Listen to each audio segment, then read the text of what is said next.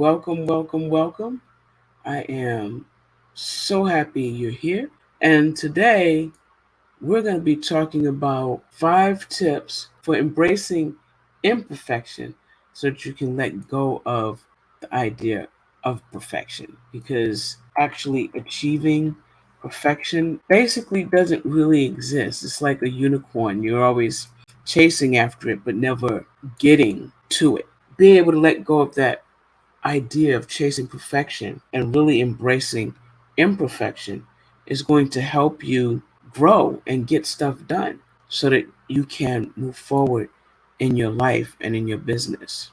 Those 5 tips that I found were really simple ways. Even I'm not going to say easy because sometimes things are harder to do than it sounds like, but they're simple and you can do them. You can do every single one of them. And when you learn to embrace it and celebrate your imperfection, it can really have a ripple effect in every aspect of your life and really help you be able to get the things done that you want to have done and be doing in your life. So, the first one is really to just accept that nothing in this world that has natural origins, like such as human beings. Even if you look at the most beautiful flowers, you're going to find little imperfections in those beautiful flowers as you get close up on looking at them. Knowing this, maybe you can allow yourself to slow down and smell the roses. And yes, they have imperfections too. Everything. Because nothing is perfect. And it doesn't mean that you're not trying your best. It simply means that you're not continuously worrying about the fact that you're imperfect. You're perfectly imperfect right as you are.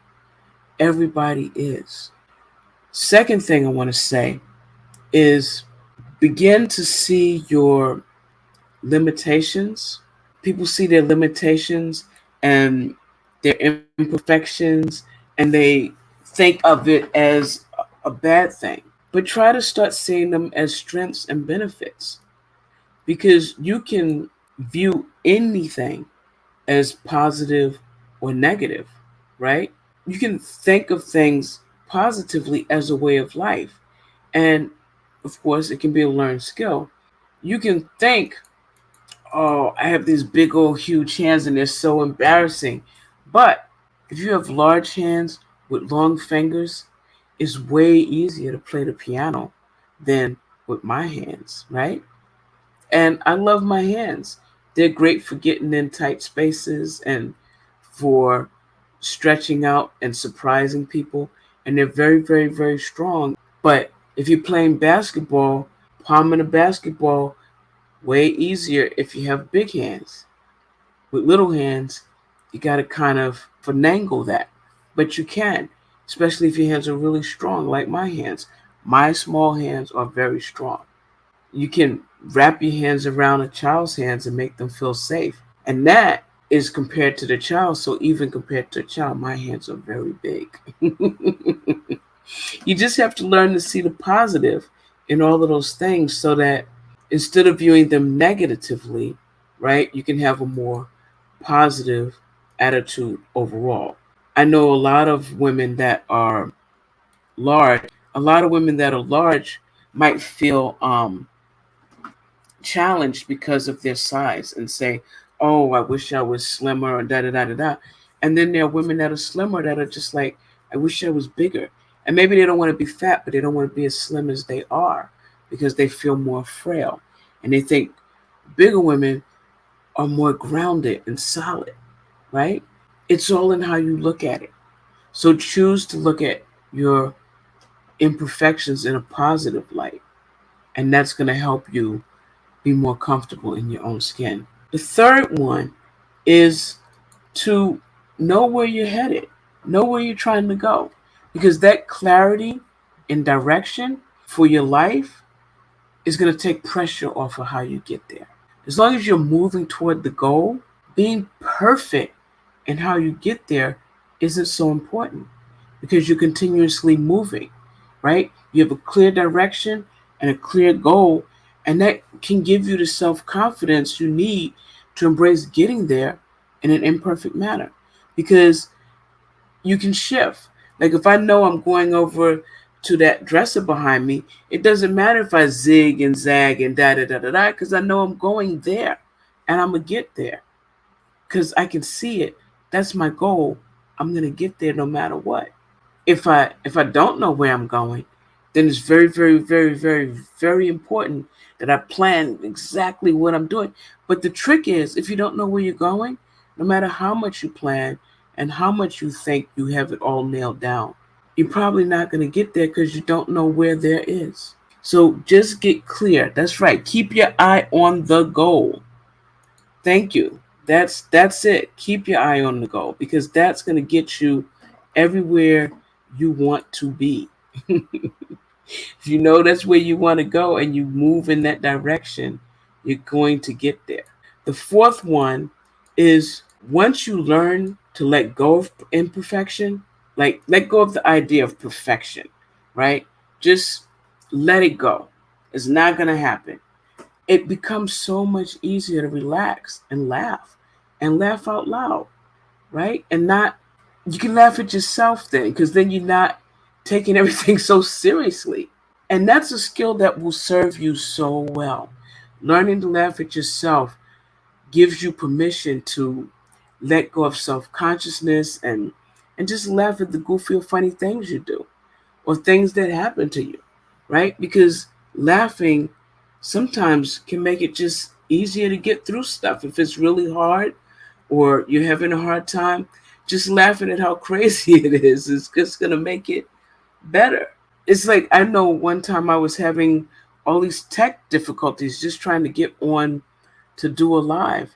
And when I came on, I was laughing and I was like, boy, it has been a day, right? I was just because didn't start out well. It just all of these tech things happened.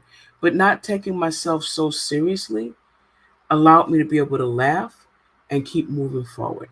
Exactly. It's something you have to do every day, because it makes it easier and it makes it more fun, right? Because who doesn't want to have fun in life?